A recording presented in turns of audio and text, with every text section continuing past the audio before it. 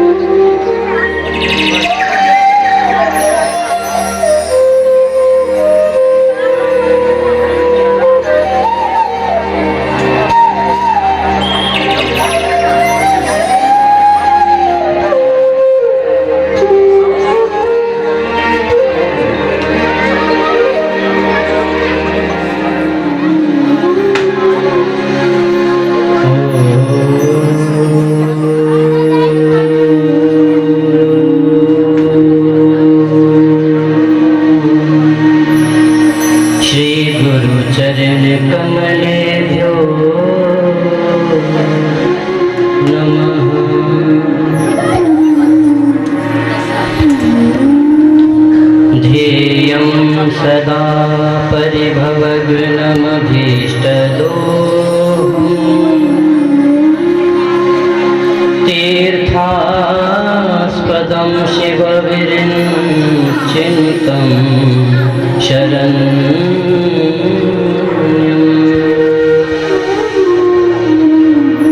भृत्यार्तिहं प्रणतपालभवाधिपोतम्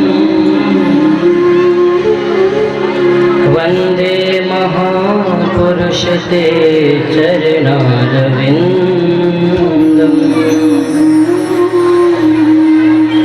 वंशी विभूषितकरान् नवनीरदाभास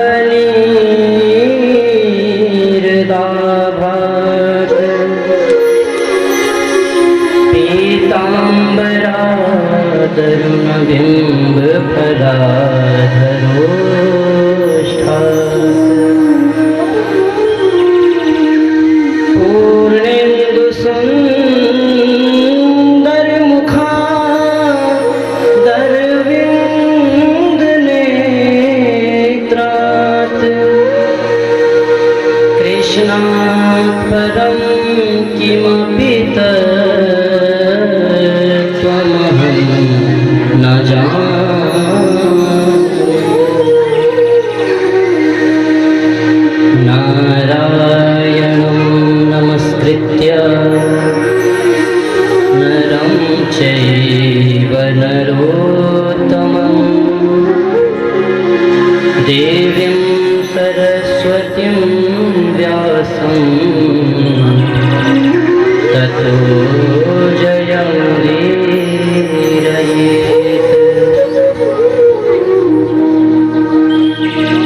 कृष्णत्वदीयपदपङ्कजपञ्जरान्ते अद्यैव मे विशतु मानसराजहंसः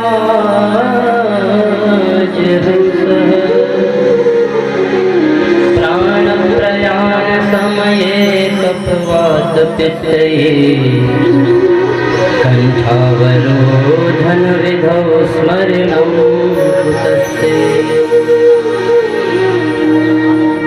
वन्दे नन्दव्रजस्त्रीणाम्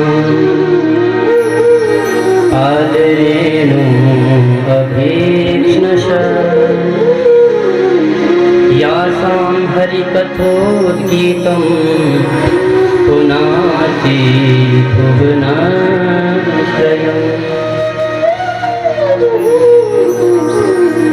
व्यासाय विष्णुरूपाय व्यासरूपाय विष्णवे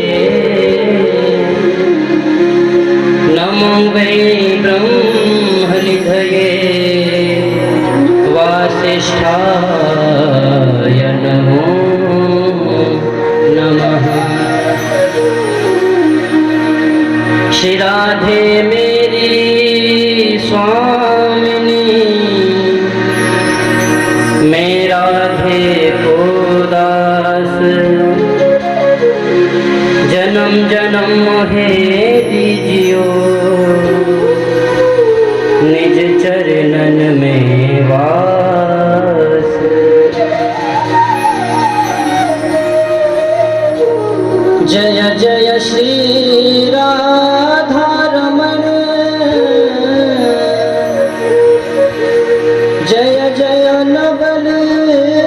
किशोर जय गोपी चित चोर प्रभु जय जय माखन चोर। बोल वृंदावन बांके बिहारी लाल की श्रीमद् भागवत महापुराण की व्यास जी भगवान की शुकदेव भगवान की जगदम्बा मैया की सद्गुरुदेव भगवान की जय जय श्री राधे। आइए कथा में प्रवेश करने से पूर्व कुछ क्षणों के लिए भगवान नाम का संकीर्तन करें। सुना है तारे हैं तुमने लाखों, सुना है तारे हैं तुमने लाखों। आपके सामने श्याम सुंदर जी बैठे हैं ना, उन्हीं से प्रार्थना करनी चाहिए। क्या कहना है? सुना है तारे हैं तुमने लाखों, सुना है तारे हैं तुमने लाखों, सुना है तारे हैं तुमने लाखों, सुना है तुमने तारे लाखों, सुना है तारे हैं तुमने लाखों, सुना है तुमने हैं तारे लाखों। हमें जो तारो तो हम भी जाने, हमें जो तारो तो हम भी जाने, हमें जो तारो तो हम भी जाने, हमें भी तारो तो हम भी जाने। सुना है तारे हैं तुमने लाखों, सुना है तुमने हैं तारे लाखों। सभी लोगों ने मीठी मीठी तालियों की सेवा करनी। बोले राधा वल्लभ लाल की।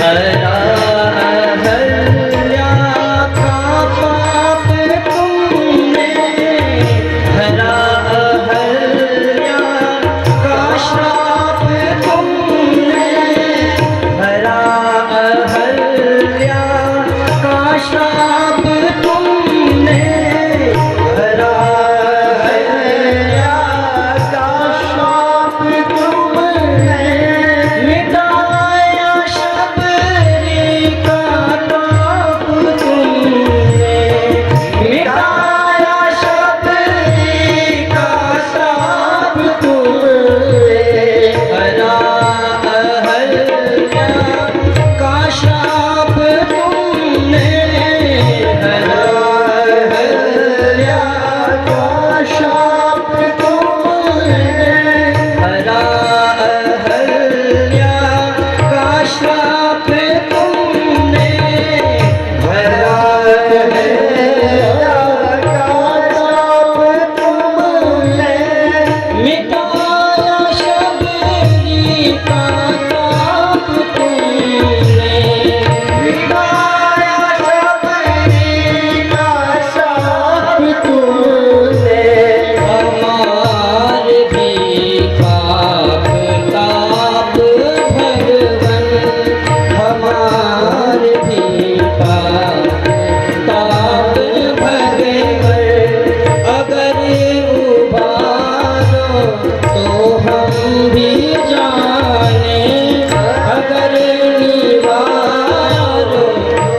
भी जाने सुना है तारे हैं तुमने लाखों सुना है तारे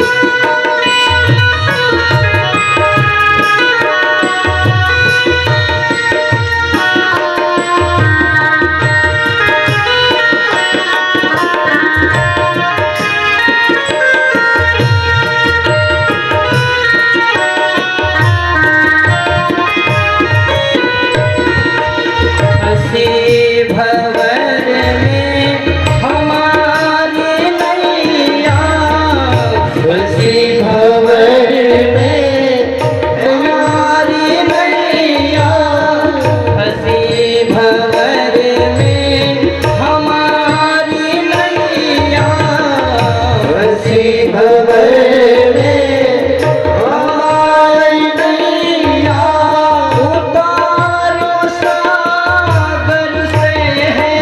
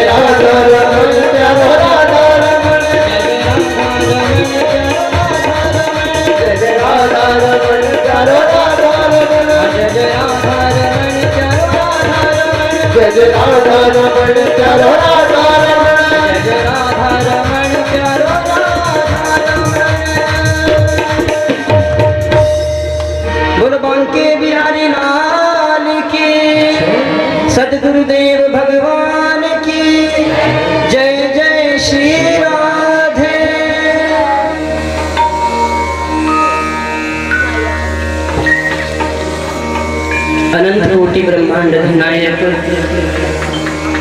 परम मंगलमय परात्पर अखिलेश्वर करुणा करुणालय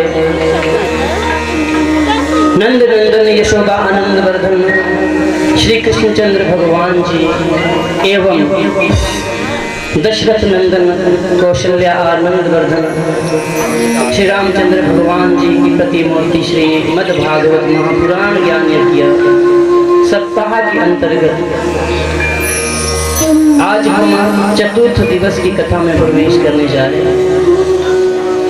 मेरे सन्मुख विराजमान विद्वत वरेण्यम, दक्षिण पार्श्व में विराजमान संगीत आचार्य वर्ग,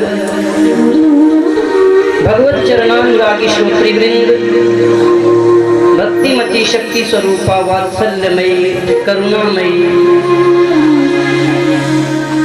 माताओं एवं बहनों एवं समस्त बाल गोपाल वर्ग, श्रोताओं,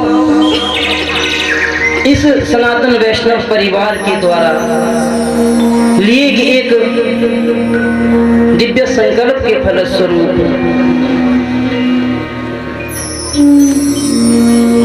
समस्त परिजनों के द्वारा अपने पितरों के मोक्ष में इस दिव्य ज्ञान यज्ञ अनुष्ठान का आयोजन इस परम पवित्र स्थान पर किया जा रहा है। लेकिन कोई ये समझ ले कि ये यज्ञ केवल व्यक्ति मात्र के प्रयास से हो जाता है, तो ये संभव नहीं। क्योंकि जो सत्संग है, जो भगवान की कथा है, केवल हमारे व्यक्तिगत प्रयासों से सफल नहीं हो पाती। वास्तव में तो संसार का कोई कार्य भी हमारी अपनी इच्छा से नहीं होते हैं। किसी भी कार्य को पूर्ण होने के लिए तीन बातें होना आवश्यक है। सबसे पहले कामना, कि मन में कोई कामना उठे कि हमने भागवत कथा करवानी है।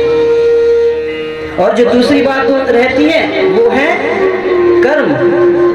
अगर कामनाएं लेते रहोगे कि करेंगे करेंगे करेंगे तो जीवन तो ऐसे ही निकल जाएगा।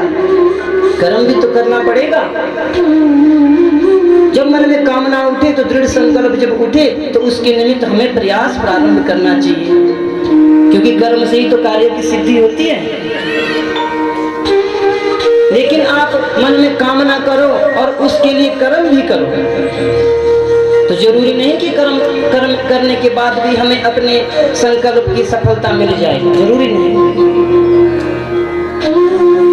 जब मनुष्य की कामना और मनुष्य का कर्म दोनों ये कार्य हो जाते हैं, अगर उसके बाद जब तक भगवान की कृपा दृष्टि उस कर्म पर ना पड़े, जब भगवान की कृपा ना हो जब तक, तब तक कार्य सफल नहीं होता है। इसलिए कामना और कर्म से भी अधिक जरूरी है भगवत कृपा। उन्हीं की कृपा से होता है। पहले यज्ञ 20 मार्च से होने जा रहा था। सब कुछ कार्य कर लिए गए थे, कामना भी थी और कार्य भी कर लिए थे। ऐसा पंडाल सज चुका था, तो हो नहीं पाया। क्यों? भगवान की कृपा का अभाव था। तो जब तक कृपा ना हो तब तक हम कितना कार्य भी करते रहे, सफलता नहीं मिलेगी। इसलिए मनुष्यों के लिए कहा गया, भगवत गीता में भी यही कहा भगवान कृष्ण ने अर्जुन को कि कर्मण्येवाधिकारस्ते मा फलेषु कदाचन। मनुष्य को केवल मात्र कर्म करने का अधिकार है, फल का नहीं। फल देने वाले तो मेरे श्याम सुंदर ही हैं। उनकी इच्छा हो तो कभी भी कर्म की सफलता हो जाए, ना हो तो जन्म जन्मांतरों तक भी ना हो। इसलिए कर्म अत्यावश्यक है। और जो तो ये सत्संग है, भगवान का जो संग है, ये तो इतना आवश्यक है कि जीवन में कर्म आवश्यक है। देखो, हम अपने जीवन में बहुत सारे कार्य हैं जो करने जरूरी होते हैं, जो हमारे नित्य कर्म में भी आते हैं कि कुछ कार्य तो हमें रोज करने ही पड़ते हैं। तो शास्त्र में बहुत सुंदर बात कही गई कि हमें कौन कौन सा कार्य कैसे कैसे करना चाहिए, कितना वो आवश्यक है जीवन के लिए। तो संत कहते हैं कि शतम विहाय भोक्तव्यम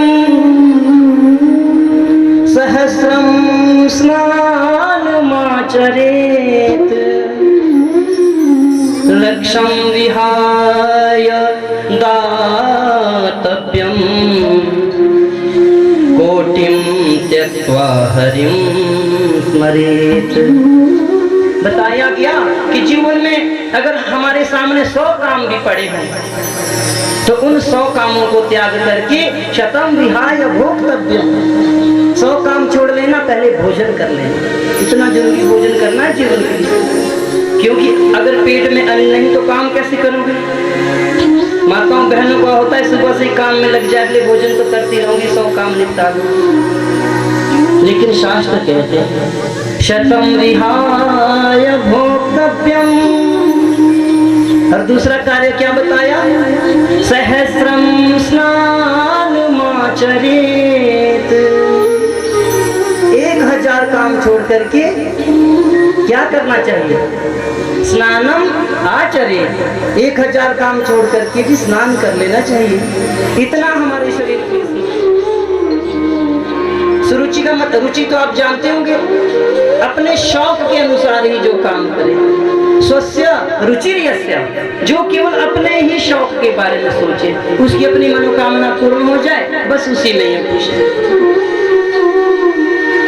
और जो उत्तानपात है, उत्तानपात का भी एक अर्थ है। उत्तानपात का अर्थ होता है उत अर्थात उत ऊर्ध्व, और पाद का मतलब होता है चरण, जिसके चरण तो ऊपर की ओर है और सिर नीचे की ओर। अच्छा बताना, जब मातृ गर्भ में तो थे आप लोग, तो कैसे रहते थे? माँ की गर्भ में जब बच्चा रहे तो कैसे रहता है?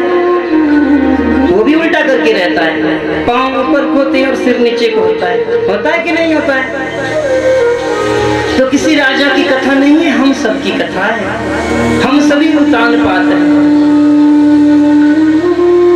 और उत्तानपात की 2 पत्नियां सुनीति और सुरुचि, हम सब की भी 2 पत्नियां होती हैं। 2 प्रकार की बुद्धि हमारी होती है, एक अच्छी बुद्धि और एक मनमानी करने वाली। आजकल तो मनमानी करने वाली सबको ज्यादा अच्छी लगती है। अगर माता पिता कुछ बोलेंगे तो उसी टाइम मना कर देंगे, बोले नहीं हम आपकी क्यों सुने, हम तो पढ़े लिखे हैं, अपनी मर्जी से सब कुछ जानते हैं। कुछ भी कह देंगे माता पिता, बोले तुम नहीं जानते, हमें पता है, हम एजुकेटेड हैं।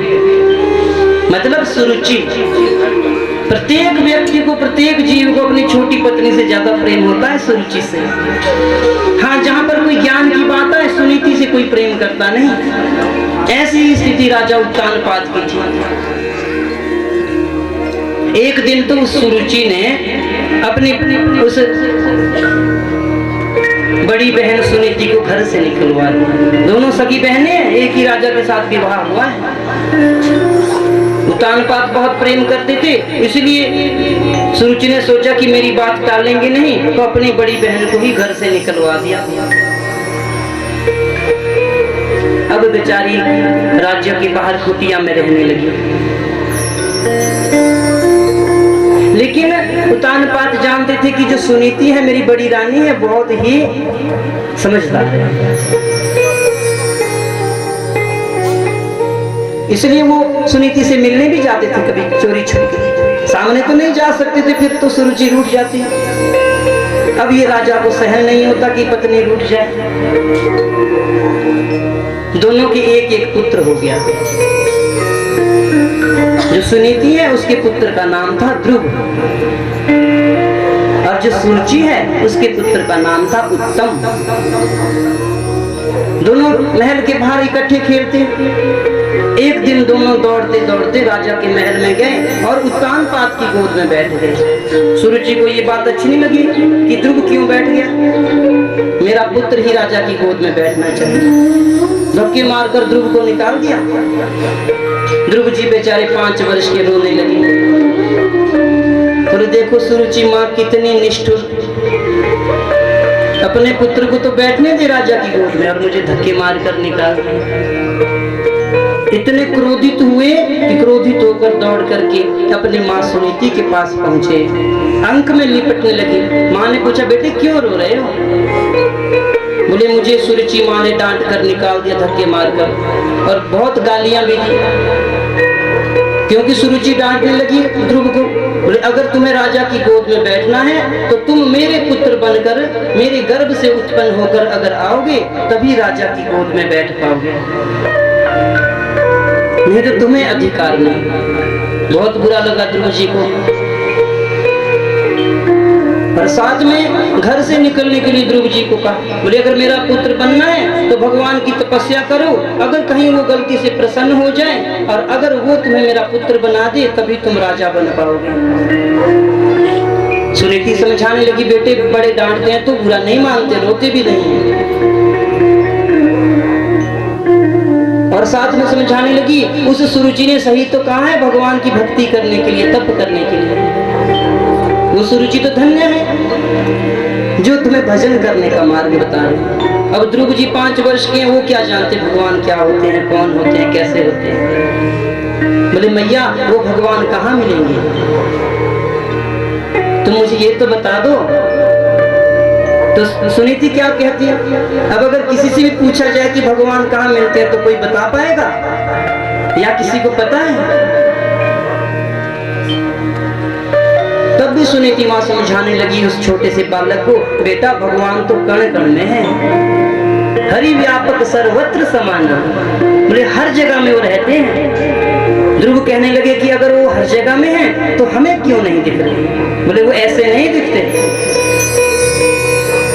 फिर कैसे दिखेंगे? तो मैया कहने लगी कि प्रेम से प्रकट हो ही मैं जाना। अगर किसी का प्रेम पुष्ट हो जाए तब वो प्रकट होकर आ जाते हैं। अब छोटा सा बालक तो कैसे जिद करे? बोले मैया मुझे तो भगवान को देखना है, क्यों नहीं दिखते वो? मैया समझाने लगी, बेटा तुमने फूल तो देखे होंगे, सुंदर सुंदर बागों में फूल कैसे खिलते हैं? बोले मैया देखे तो खूब है। बोले उनसे खुशबू भी तो आती है? बोले मैया खूब आती है। तो माँ समझाने लगी, बेटा जैसे फूलों में खुशबू होती है दिखती नहीं, वैसे ही भगवान भी हैं पर दिखते नहीं। तो माँ से कहने लगी, बोले कैसे उनको प्रकट किया जाए? तो माँ ने समझाया कि अगर भगवान के लिए सच्चे मन से तपस्या की जाए तो वो अवश्य ही प्रकट हो जाते हैं। अब वो 5 वर्ष का छोटा सा बालक घर से निकल करके वन में जाकर तपस्या करने के लिए चला गया। अब माँ तो अपने 5 वर्ष के बालक को, कई माताओं के बाहर हैं तो ध्यान बाहर, ये कहाँ चला गया मेरा बेटा? लेकिन धन्य है सुनीति माँ, आज अपने 5 वर्ष के बालक को वन में जाने की आज्ञा दी है और ध्रुव घर से निकले हैं भगवान के दर्शनों के लिए, तपस्या करने के लिए। निर्जन वन में चले गए। नारद जी ने देखा कि देखो इस क्षत्रिय बालक का तेज, 5 वर्ष का है और भगवान को प्रकट करने चला है। नारद जी ने सोचा कि अगर ऐसा शिष्य मिल जाए तो जीवन धन्य हो जाए। प्रकट हो गए। पूछा ध्रुव जी से, बेटा कहाँ जा रहे हैं? ध्रुव ने कहा कि मेरी छोटी मैया ने मुझे डांटा है, इसलिए उनके कहने से मैं भगवान को प्रसन्न करने के लिए जा रहा हूँ। बोले भगवान को जानते हो? मैं जानता तो नहीं। ये जानते हो कि कैसे भगवान को प्रसन्न करोगे? ध्रुव कहने लगे, बोले वो भी नहीं जानता। फिर नारद जी ने पूछा, देखो बेटा अगर भगवान प्रकट होकर आ जाएंगे तो तुम पहचान पाओगे? बोले मुझे क्या पता भगवान कैसे होते हैं, कुछ पता नहीं।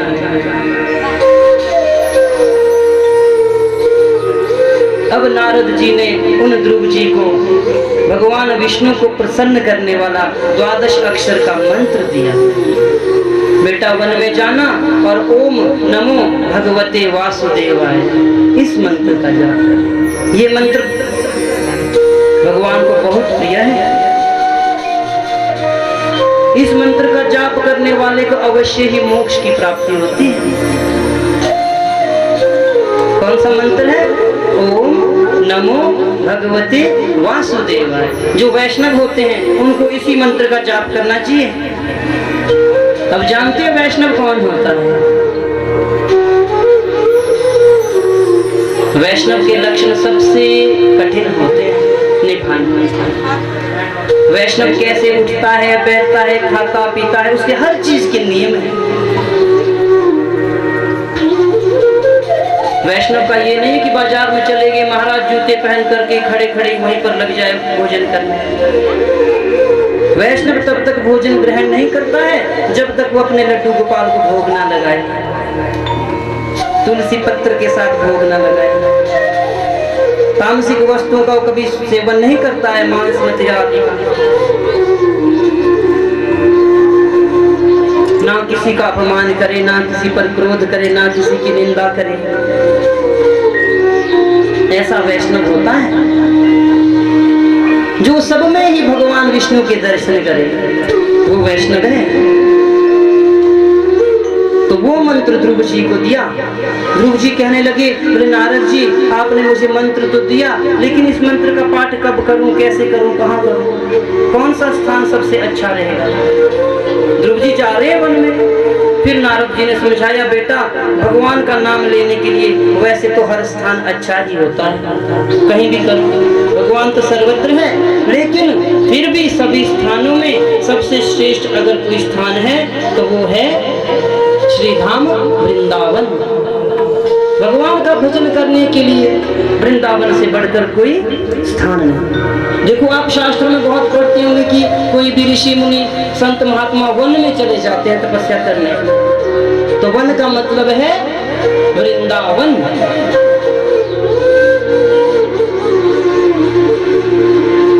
वृंदावन सो वन नहीं और नंद ग्राम सो ग्राम, वंशी वट सो वट नहीं और कृष्ण नाम सो नाम।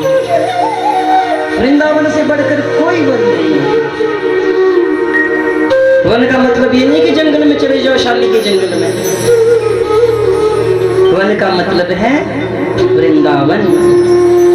वृंदावन का अर्थ जानते हो? वृंदावन का अर्थ होता है भक्त वृंदान अवति रक्षति इति वृंदावन।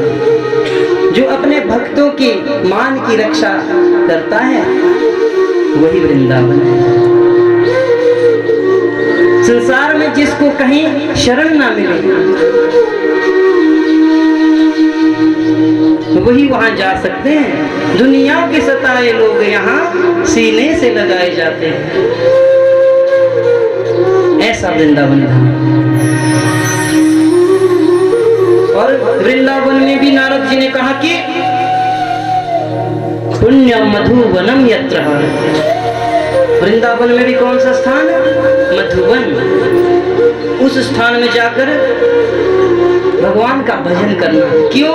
क्योंकि वहां पर रोज ही उन श्याम सुंदर भगवान के दर्शन होते रहते हैं, वो नित्य ही वहां वास करते हैं। तब ध्रुव जी वृंदावन की ओर जाने लगे। परम पवित्र श्री धाम वृंदावन में पहुंचे, जमुना जी के तट में स्नान किया, आचमन किया और वहीं पर वृंदावन में मधुवन के पास एक ऊंचे से स्थान पर जाकर के भगवान के 12 अक्षर मंत्र का जाप करने लगे और बहुत कठिन तप करने लगे। आप सभी को कभी वृंदावन जाने का अवसर मिलेगा तो उस स्थान पर जरूर जाना जहां पर ध्रुव जी ने तपस्या की थी। उस स्थान को ध्रुव टीला के नाम से जाना जाता है। किसी ने दर्शन किए हो तो वो बड़े सौभाग्यशाली होंगे। वहां सिद्धि विनायक जी का एक बहुत सुंदर सा मंदिर भी है। उस स्थान पर जाकर के एक अपूर्व शांति प्राप्त होती है। मानो आज भी ध्रुव जी उस स्थान पर बैठे हो, तप कर रहे हो, इतनी आत्मिक शांति वहां पर मिलेगी। बिहारी जी की कृपा से हमें भी बहुत बार वहां जाने का अवसर मिला था। तो उस स्थान पर, और ये स्थान वृंदावन और मथुरा के बिल्कुल सीमा के ऊपर है, मथुरा के साथ ही ये स्थान है जिसको ध्रुव टीला कहा जाता है। वहां पर ध्रुव जी ने तप किया और ऐसे 5 वर्ष की हैं, लेकिन नियम कैसे नियम बनाए? त्रिरात्रांते कपित्थ बद्राशनम। 3 दिन के बाद भोजन करते, 3 दिन तक कुछ नहीं खाते, केवल मंत्र का जाप करते। और 3 दिन के बाद जब अपना व्रत खोलते तो बेर के फल खाते और कपित फल खाते, कड़ुए जो फल है, मीठे फल नहीं। और फिर इस तरह से 1 महीने तक ऐसे ही वो भगवान की तपस्या करते रहे। और जब दूसरा महीना प्रारंभ हुआ, द्वितीयम च अन्यन मासम षष्ठे षष्ठे अहनि, जब दूसरा महीना प्रारंभ हुआ तो 6 दिन के बाद, 6 दिन तक कुछ नहीं लेंगे और 6 दिन के बाद फिर क्या खाते? तृण पत्रादिकम, सूखे पत्ते खा लेते, सूखी दुर्वा खा लेते। 2 महीने पूर्ण हुए, अब तीसरा महीना प्रारंभ हुआ है। तीसरे महीने में तपस्या और भी कठिन। जब तीसरा महीना प्रारंभ हुआ तो नवमे अहनि, तीसरे महीने में अब 9 दिन के बाद कुछ खाते।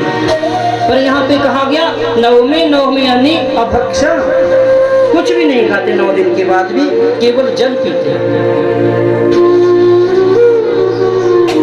इस तरह से जब चौथा महीना प्रारंभ हुआ, चौथे महीने में 12 दिन के बाद, लेकिन हम 12 दिन के बाद ना जल पीते और ना ही कुछ खाते, केवल 12 दिन के बाद एक बार श्वास लेते। इतने जितेंद्रिय हो गए, 12 दिन तक श्वास भी नहीं लेते।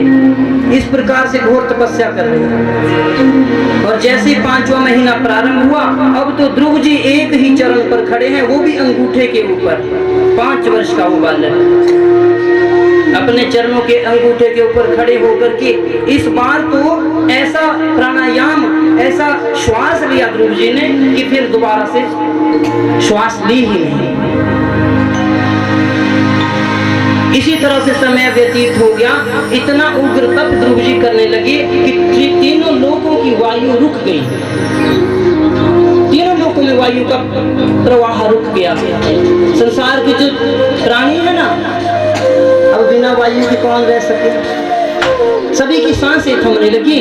स्वर्ग लोक में देवताओं को श्वास लेना इतना कठिन हो गया कि दौड़कर ब्रह्मा जी के पास पहुंचे, हाथ जोड़ने लगे, बोले ब्रह्मदेव, हमें कहीं से वायु नहीं मिल रही, ये क्या हो रहा है? क्या सृष्टि में प्रलय आने वाला है? ब्रह्मा जी कहने लगे कि स्वयं मेरी भी तो यही स्थिति है, मैं भी कहाँ श्वास ले पा रहा हूँ। तब सभी दौड़ करके भगवान विष्णु के पास वैकुंठ लोक में पहुंचे। भगवान विष्णु वैकुंठ लोक में शेष शैया पर शयन कर रहे हैं, अर्धशयन अवस्था में बैठे। सभी देवता त्राहिमाम कर रहे थे। भगवान ने देखा कि सभी देवता आए हैं, ब्रह्मा जी भी आए हैं। भगवान ने पूछा क्या समस्या है, क्यों आप इतने दुखी हो, अपने दुख का कारण बताइए। बोले महाराज हमारी रक्षा करो। सभी कहने लगे। भगवान ने पूछा बताओ किससे रक्षा करनी है, कौन है जो आपको दुख कष्ट दे रहा है? बोले महाराज वही तो हमें पता नहीं, नैवम विदामो, हमें ये पता नहीं चल रहा कि हमें कौन पीड़ा दे रहा है। भगवान ने पूछा कि क्या हो रहा है? बोले महाराज हम श्वास ही नहीं ले पा रहे हैं। भगवान हंसने लगे, घबराने की आवश्यकता नहीं, कोई घबराने की आवश्यकता नहीं। बोले प्रभु बता तो दो ये क्या हो रहा है सृष्टि में। भगवान ने कहा कि कुछ नहीं हो रहा है, ये मेरा एक बाल भक्त है, बहुत समय से उसने श्वास नहीं लिया है, और अगर मेरा भक्त श्वास न ले तो किसी को भी श्वास लेने का अधिकार नहीं। मेरा प्रिय भक्त वृंदावन धाम में बैठकर मेरे लिए तप कर रहा है, घोर तप कर रहा है। उसकी जो भक्ति है व्यष्टि से समष्टि में परिवर्तित हुई है। और देवताओं को आश्वासन दे करके देखते ही देखते मेरे प्रभु गरुड़ के ऊपर बैठ करके उस परम पवित्र श्री धाम वृंदावन में प्रकट हुए, ध्रुव जी के सामने प्रकट हुए। लेकिन ध्रुव जी की समाधि इतनी गहन, कोई पता नहीं। भगवान सामने खड़े हैं लेकिन ध्रुव जी को कुछ पता नहीं चल रहा। भगवान ने देखा, उस छोटे से बालक को देखकर प्रभु गदगद हो गए, इतने भावुक हो गए कि मेरे प्रभु की आंखों से आंसू आने लगे। ये कितना दिव्य ये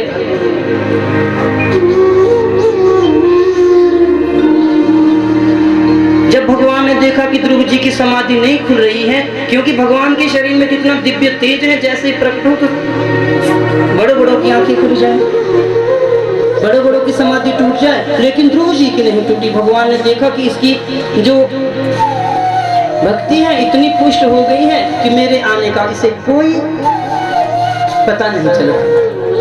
तो देखते देखते भगवान ने क्या किया कि ध्रुव जी ने अपने हृदय में जिस झांकी को बसाया था भगवान की, वो झांकी ही मेरे प्रभु ने लुप्त कर दी।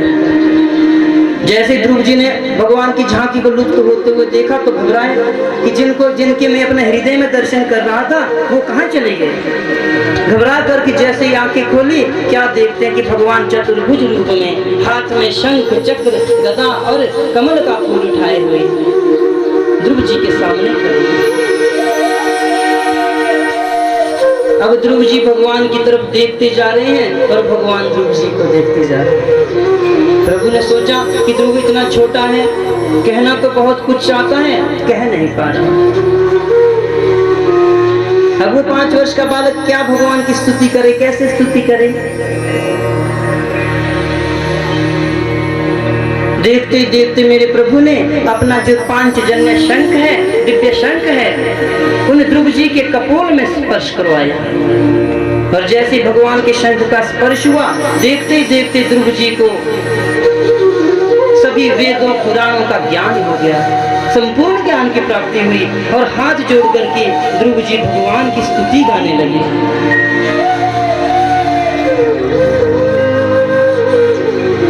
बहुत दिव्य स्तुति की। योऽन्तः प्रविश्य मम वाचमिमां प्रसुप्ता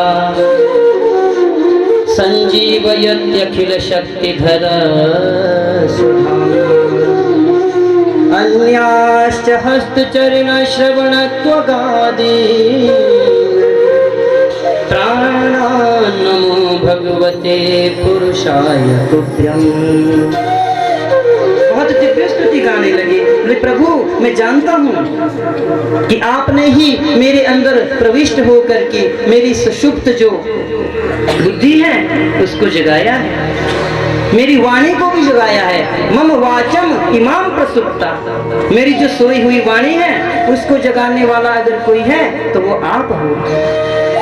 कहने लगे केवल मेरी वाणी को नहीं जगाया है, मेरे हाथ पांव, मेरा मन, मेरी जितनी भी ज्ञान इंद्रियां हैं सबको आपने जागृत कर दिया है।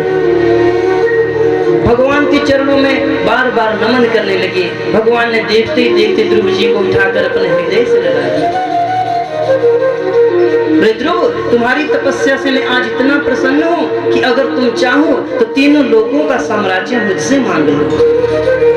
अरे तुझे जैसे भक्त के लिए तो मैं अपना वैकुंठ लोक भी दे दूं। ऐसा ध्रुव जी के लिए भगवान कहने लगे। वरदान मांगने के लिए ध्रुव को कहा। ध्रुव कहने लगे प्रभु, आपके दर्शनों के बाद भी कुछ मांगने की अगर मन में इच्छा रह जाए तो आपके दर्शन व्यर्थ हैं। भगवान ने पूछा कि तपस्या तो तुमने राज्य प्राप्त करने के लिए की थी। बोले प्रभु, की जरूर थी, लेकिन तब आपकी महिमा को नहीं जानता था। अब आप मिल गए हो तो मुझे कोई राज्य नहीं चाहिए। भगवान ने कहा कि राज्य तो तुम्हें लेना पड़ेगा। ध्रुव कहते हैं प्रभु, मैं तो आपकी भक्ति करना चाहता हूँ। भगवान ने कहा कि नहीं, तुम पूरे 36,000 वर्ष तक इस संपूर्ण भूमंडल पर राज्य करोगे। कितने वर्षों तक? 36,000 वर्षों तक। यहाँ तो किसी को 36 महीने के लिए मिल जाए तो चरण जमीन पे न पड़े।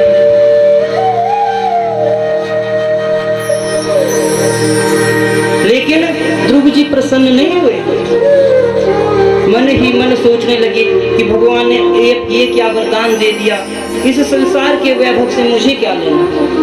भगवान ने आशीर्वाद देकर के ज्यादा बातें नहीं की, अंतर्धान हो गए। ध्रुव जी रोने लगे। बोले भगवान ने मुझे ठग दिया। ध्रुव जी अपने आप को ठगा हुआ महसूस करने लगे कि भगवान के दर्शन भी अगर पाए तो दर्शन पाकर भी मैंने संसार की वस्तु स्वीकार कर ली।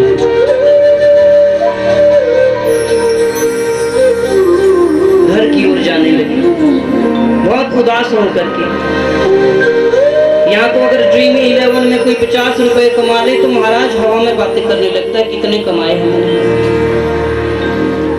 इधर ध्रुव जी 36,000 वर्षों तक किसी छोटे से गांव का उनको साम्राज्य नहीं मिला, संपूर्ण भूमंडल का 7 द्वीप नवखंड के राजा है।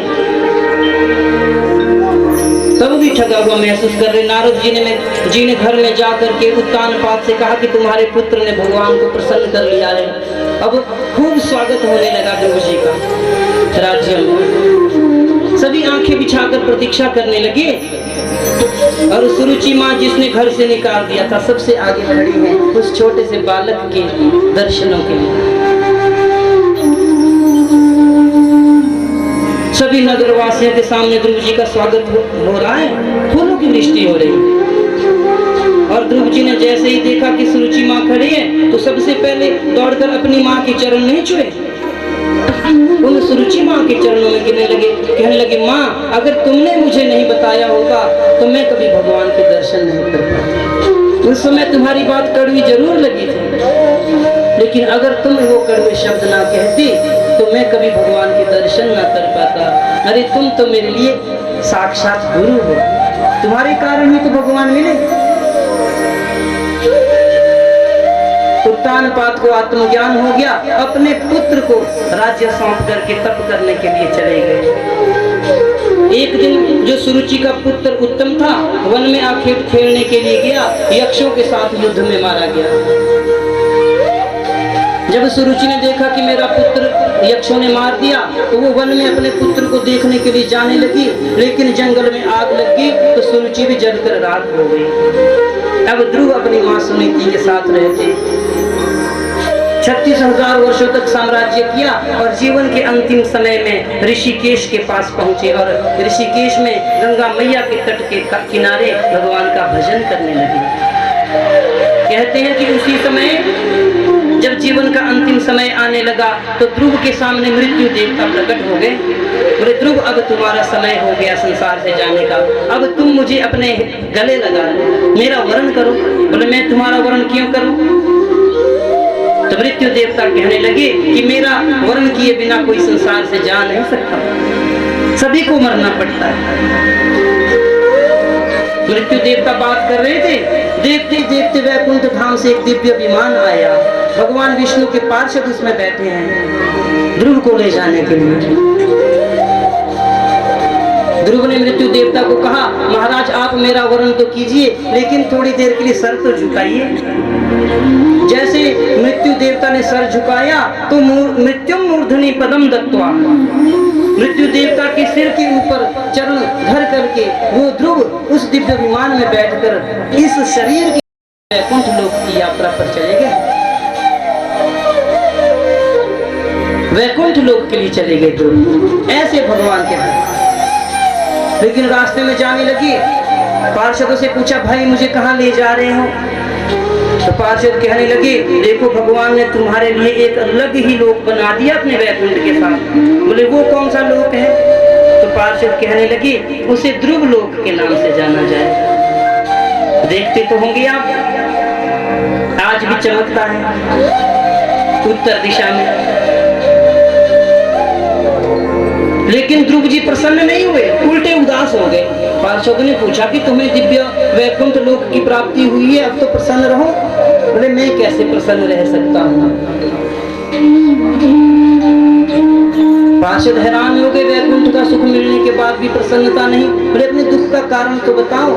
तो ध्रुव जी तो रोने लगे, कहने लगे मैं तो वैकुंठ के लिए जा रहा हूँ लेकिन मेरी माँ जो सुनीति है वो तो वहीं पीछे छूट गई, और जहाँ माँ नहीं वहाँ मैं नहीं रह सकता।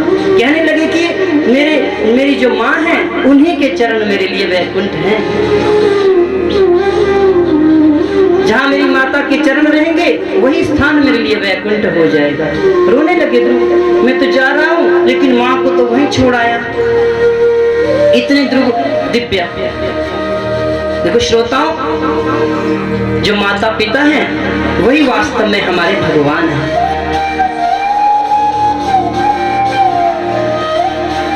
सर्व तीर्थमयी माता, सर्व देवमय पिता।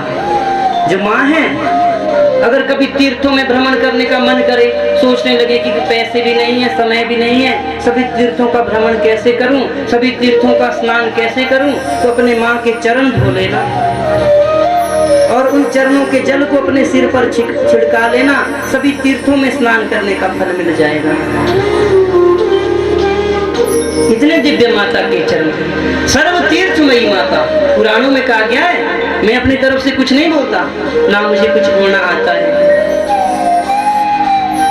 और सर्वदेवमयी पिता, अगर भगवान विष्णु के दर्शन करने का मन करे तो अपने पिता के दर्शन कर लेना, क्योंकि सभी देवताओं का वास पिता में। पिता भगवान विष्णु का साक्षात विग्रह होता है। इसलिए जीवन में प्रयास करना, कितने बड़े भी हो जाना, कितने बड़े भी बन जाना, अपने माता पिता का निरादर मत करना। अपने माता पिता का कभी निरादर मत करना। ध्रुव जी रो रहे हैं, कहने लगे कि मेरी माँ तो वहीं पीछे रह गई। तो उसी समय पार्षदों ने कहा, अरे ध्रुव, तुम तो व्यर्थ में रो रहे हो, जरा अपनी दृष्टि उठाकर तो देखो, इस तुम्हारे विमान से आगे का जो विमान जा रहा है, उस पे तुम्हारी माँ सुनीति ही तो बैठी है। जिस माँ के गर्भ से तुम जैसा पुत्र उत्पन्न हुआ होगा, क्या वो माँ कभी संसार में रहेगी? उसे तो और भी दिव्य लोक की प्राप्ति होगी। बोल भक्त वत्सल भगवान की। ऐसे ध्रुव जी का पावन चरित्र। वैसे तो ये चरित्र बहुत अधिक है, बहुत करुणामय है, लेकिन आज हमने कृष्ण जन्म तक पहुंचना है। इसके बाद ध्रुव जी के वंश के नाम से इस हमारे राष्ट्र का नाम भारतवर्ष पड़ा। राजा भरत के कारण खूब भगवान की भक्ति करते, जीवन के अंतिम समय में तप करने के लिए चले गए घर छोड़ करके वन में। तपस्या करते नदी के तट के किनारे बैठ करके।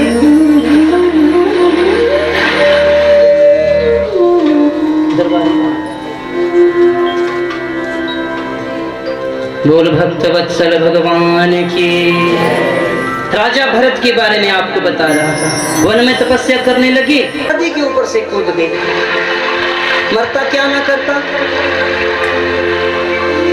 जैसे ही उसने छलांग लगाई, देखते देखते उसका जो गर्भ था वो नदी में गिर गया और छोटा सा वृक्षावक बहने लगा। भरत देख रहे थे। राजा ने सोचा कि छोटा सा ये इस वृक्षावक को बहते हुए देखने लगी तो दया आई। दौड़ कर गए, उस वृक्षावक को निकाल कर लाए अपने पास।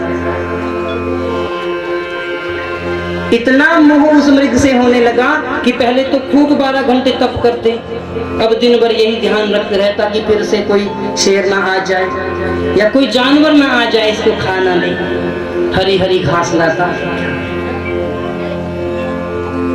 बोल भक्त वत्सल भगवान की। इस तरह से बहुत समय व्यतीत हुआ। वो वृक्षावक बड़ा होने लगा, कभी अपने सींगों के साथ खुजली करने लगता राजा को, कभी गोद में बैठ जाता। अब तपस्या बहुत कम हो गई। इस तरह से समय व्यतीत हुआ। एक दिन तो वो वृक्षावक छोड़कर चला गया, जब बड़ा हो गया अपने झुंड में चला गया और उसी के विरह में उन राजा का प्राणांत हुआ। अंतिम समय में मृग में ही उनकी बुद्धि, उनका मन लगा रहा, इसलिए अगला जन्म भी हिरण के रूप में मिला। भगवान का भजन किया था, इसलिए हिरण बनकर भी उन्हें पूर्व जन्म की स्मृति रही। भगवान का भजन करते रहते। कभी हरी घास नहीं खाते, सूखे पत्ते खा करके एक स्थान पर खड़े रहते और भगवान का नाम लेते रहते। और जब हिरण का शरीर छूटा तो एक ब्राह्मण के घर में पैदा हुआ। ब्राह्मण के 4 पुत्र थे, उनमें से सबसे हिष्ट पुष्ट भरत, जड़ भरत। उनका नाम फिर से भरत पड़ा, लेकिन मूर्खों की तरह रहते।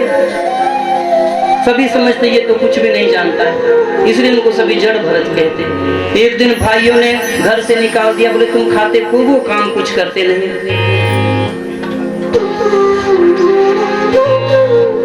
अब जाने लगे वन की ओर। वहां पर कुछ दस्यु लोग माता की भद्रकाली की पूजा कर रहे थे।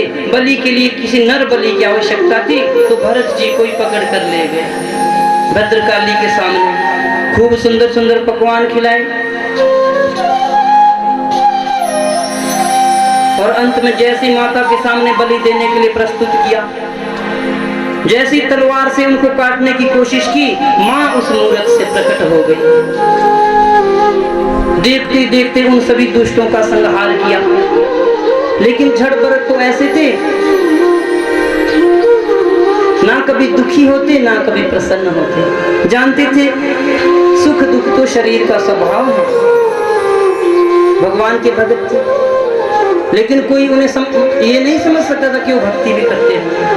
उस स्थान से चले गए और रास्ते में जा रहे थे तो एक रहुगण नामक राजा वहां पर उन्हें मिले, जो कि भगवान का सत्संग करने के लिए कपिल मुनि के आश्रम में जा रहे थे। उन्होंने जड़ भरत का अपमान किया, लेकिन जड़ भरत जी ने उन्हें दिव्य आत्मज्ञान दिया। जड़ भरत जी को गुरु बना करके रहुगण ने अपने जीवन को धन्य किया, भगवान की भक्ति के स्वरूप को समझा। इसलिए जब हमारा अंतिम समय हो तो भगवान का भजन करना चाहिए।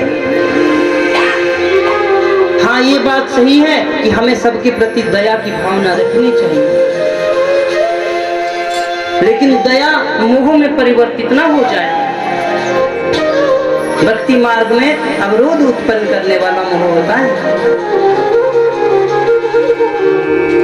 इसके बाद श्रीमद् भागवत जी में नरकों की व्याख्या की गई कि मनुष्य अपने अपने कर्मों के हिसाब से तरह तरह के नरकों में जाता रहता है।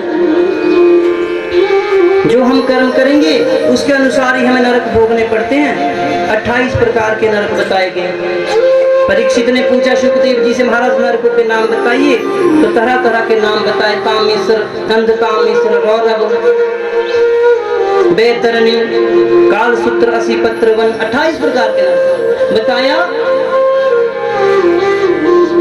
कि जो जीवन में गौ माता का अपमान करते हैं, गौ माता को पीड़ित करते हैं, उनको बैतरणी नरक में जाना पड़ता है। नाम तो सुना होगा।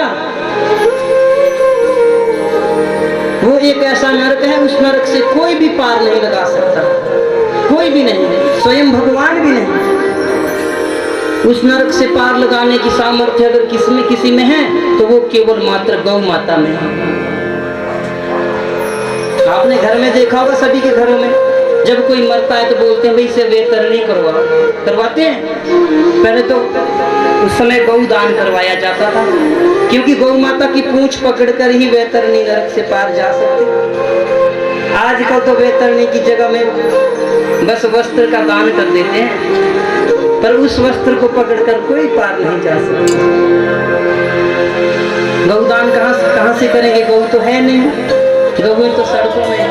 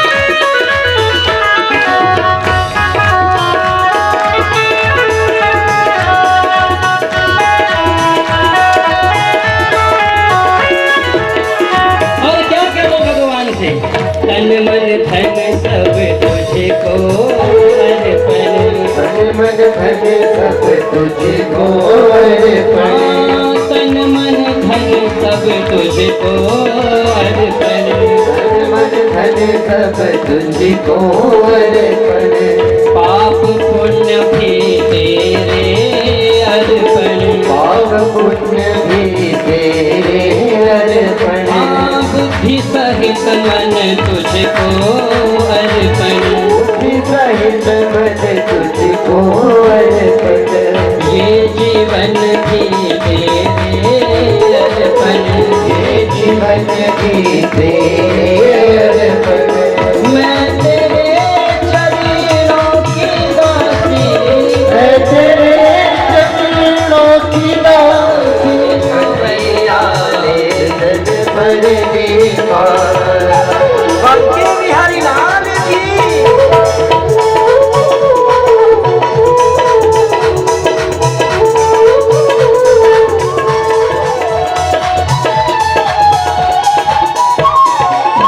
तेरे बिन कुछ चाह नहीं है, तेरी चाह जगी है, तेरे मिलन की चाह जगी है। सांवरिया में तेरी रागिनी, सांवरिया में तेरी रागिनी, सांवरिया में तेरी रागिनी, सांवरिया में तेरी रागिनी। मेरे प्राण ले चल परली पार, सांवरिया ले चल परली पार।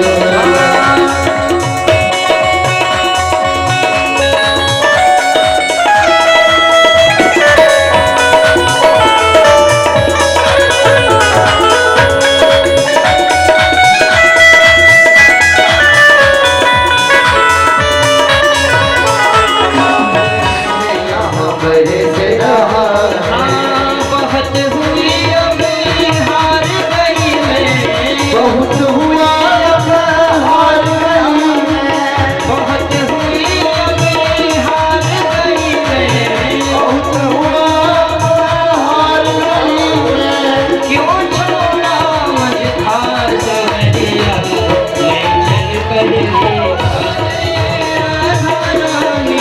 जहाँ विराजे राधा रानी, जहाँ विराजे राधा रानी, जहाँ विराजे राधा रानी।